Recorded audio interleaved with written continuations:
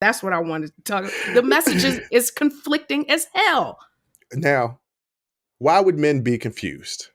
What are some of the most confused males in the world? Tell me. Teenagers. Why? Yeah. Why? Because a lot of them aren't having sex. You need that after sex clarity. So these men are out here. These men are out here with no after sex clarity. Right. Just confused and running around. They're teenagers. So this manosphere, feminism is a big enemy because it threatens society. It also creates this idea that men are being prejudiced against. So that was their situation. There was their angst against the Me Too movement. Now, I have something to say about that. If men are out here not realizing how often women are being sexually assaulted, y'all are stupid. Was it a statistic that I read one time that every 2 and 3 women have been sexually assaulted? Now, the sexual assault varies, right? Groping to full-on sexual assault. I don't like saying the R word, but the full-on sexual assault, it varies. But basically every woman that you know in your life has been sexually assaulted somehow. Women have to walk around in fear all of the time because men think that women are their possession. This is another thing that's preached in the manosphere, that males are the superiority and women are there to be their property. Yes. And you have women out there that are afraid that things happen to them and they don't speak up because for various reasons. There are various reasons why women don't speak up. And there are various reasons why if one woman speaks up, it gives another woman courage to speak up. That's the reason why you saw domino effects of all these women coming forward, talking against Weinstein, against Cosby. Hell, it's getting ready to come out about Vince McMahon. You know, it's the reason why it's one person gives another person the strength to speak their truth.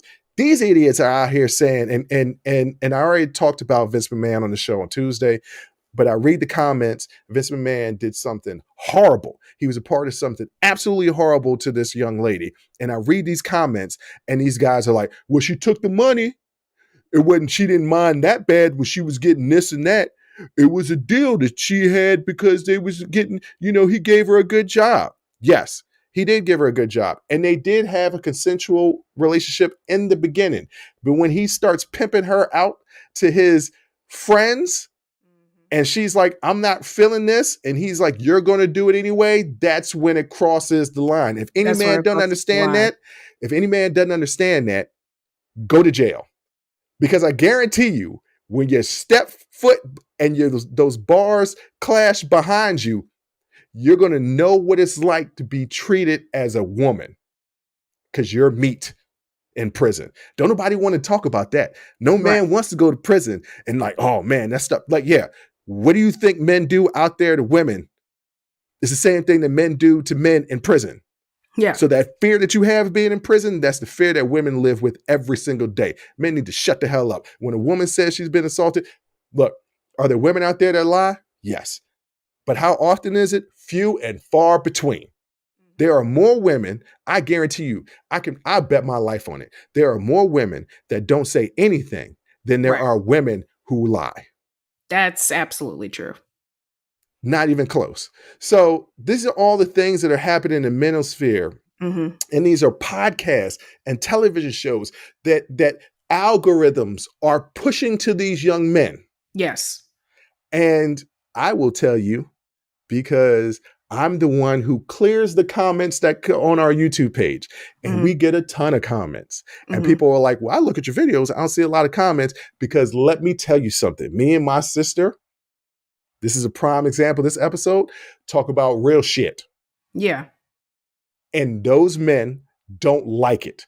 And so there's a lot of negativity on YouTube. But if I start talking about how men are superior to women, and I start feeding it in the manosphere, I'm going to get a lot of right on, preach on, brother. That's what I'm talking about. There's going to be a lot of likes, a lot of comments. Mm-hmm. So YouTube is pushing algorithms. IG, TikTok are pushing these algorithms because if you click it one time, the algorithm says, oh, you like it. It's going to start feeding it and bombarding it with you. And these these men fall into this toxic. But kids also.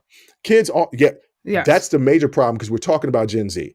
And yes, there are some 20-year-olds that are in Gen Z, but the majority of them are basically teenagers right now. That's specifically what I'm talking about. They're being influenced by some of these podcast influencers who are using them, gaming them, because they're getting money from it. Yeah. And, so, yeah. Yeah, I mean, I think I get why you use the analogy, the prison analogy, but the reason why analogies like that don't work for guys in the manosphere, to incels and men's rights activists and things like that. Men's rights. There's men's rights and father rights activists now. Okay. Yes. All right.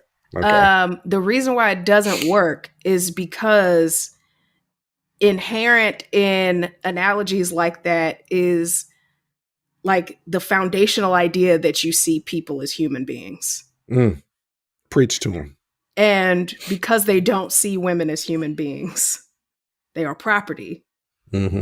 That's why you can find such parallels in the manosphere with how people acted during enslavement and post-emancipation and all of that toward or black now. women.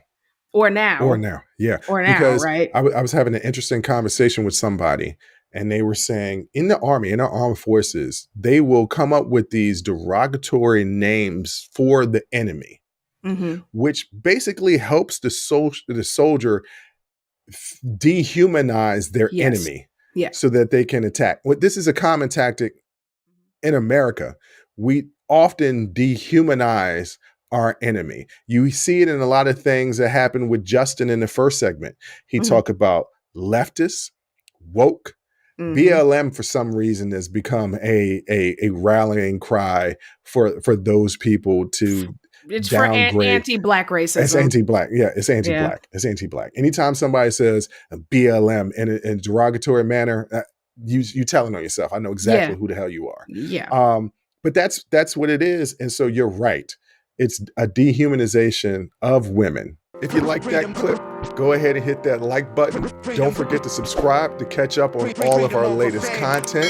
Don't forget to hit the notification button when you do subscribe so you can get updated every time we release content. We release content every day, whether it's an actual show or clips from the shows. So go ahead and subscribe, like, comment. Also, don't forget our Patreon page where you can find our Talking Straight-ish and After Hours Uncensored episodes. That's patreon.com/unsolicited perspectives. But once again, thank you again for listening to Unsolicited Perspectives. I'm your host, Bruce Anthony, and I'm going to catch you next time. I'll holla.